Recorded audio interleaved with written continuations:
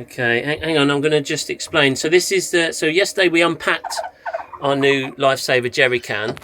Today we've come to the amazing Avon Bank Meadow campsite because the instructions said the very first time you use the JerryCan, which is now, you need to fill it with clean water and then full, and then wait a minute, and then leave that clean water for 10 minutes.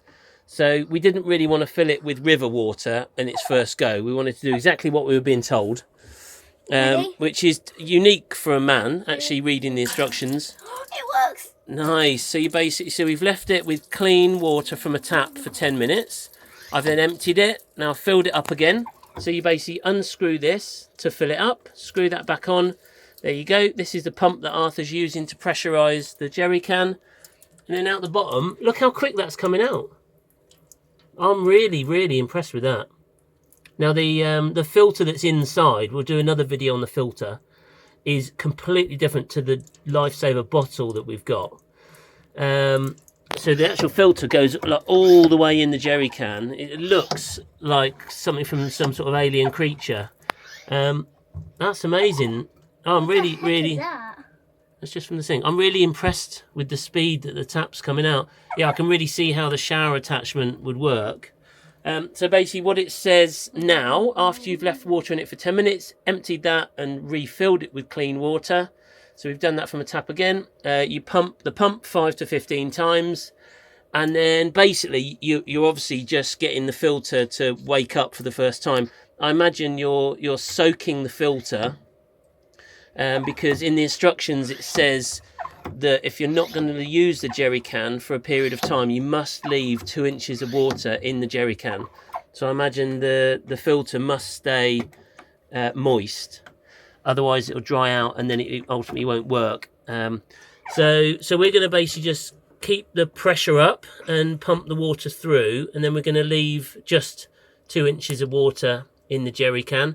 Because we're at a campsite, we have just filled up the onboard tanks again, so we're going to use that for a little bit. But when we go off grid again, we're going to use the LifeSaver and then use it for showers and all that sort of stuff. So and then really the only reason we want to come to a campsite is when we need to empty the toilet. Apart from that, we can be off grid and self-sufficient in terms of water and electric. So so there you go. That's kind of a how-to. The only other one to mention is that in the instructions we got, see this tap here, we put the instructions say put that O-ring onto the tap unit and leave it there. So then that will basically make a watertight seal when you put on the shower attachment, which is here. So why don't you show us how that clips on, mister? Let's mine that out. So it's just simple. Doesn't click. You don't need to press the button. Maybe you need to press the button now we've put the O-ring on. You basically just push it on. You kind of like your head's in the shot. I need this to be standing up. All right, so let's do this. Is the tap off? Yes. Definitely off? Yeah, you're right. It is off. Up it goes. That's pretty heavy because there's 25 litres of water in there. Your hand's right in the way. Just says push it on. There you go. It clicked. So it's simple as that. And then you get... Shall I pump it and see how we're getting on? So the details also say that JerryCan will work stood up. No, you've got to turn it on. There we go. So the JerryCan will work stood up. Oh, it's working! Whoa! Love that. That's so good. Don't do that. I'm already having enough problem with damp in here, which is something else we've learned. Although I found a great tip for keeping a motorhome, reducing damping at home, but I'll do another video about that. That's really, really good. I'm really impressed at the speed that the water's coming out. So anyway, there we go. Got the shower unit. Well, you can. I mean, it's ultimately tap water. So it's not even wild water. It's just tap water. It's funny. It's just tap water. So it's actually coming through the LifeSaver filter and then the carbon filter that sits underneath this. What else does it say? So yeah, I think that's it. So the other part of the instruction, the other part of the instruction is don't pump the pump, don't pressurize it unless you're going to use it, because it will put extra pressure on the case on of the JerryCan. So if you're not going to use it, I would let the pressure out by letting a bit of water out. I suppose ultimately the other one is just undo this.